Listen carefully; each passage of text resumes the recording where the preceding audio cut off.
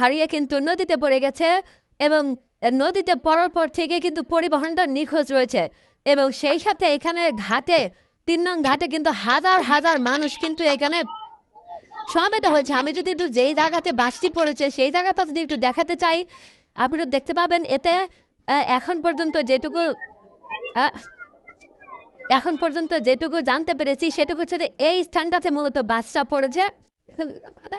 এই স্থানটাতে মূলত বাসটা পড়েছে এবং পড়ার পর থেকেই কিন্তু নিঃশ্বাস আমার সাথে নিঃশ্বাস কিন্তু পড়ার পর থেকে কিন্তু বাসটা কিন্তু টোটালি নিখোঁজ রয়েছে।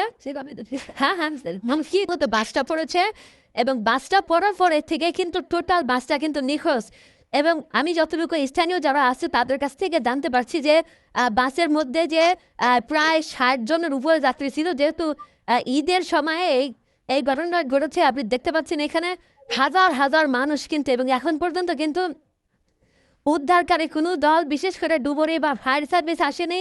শুধু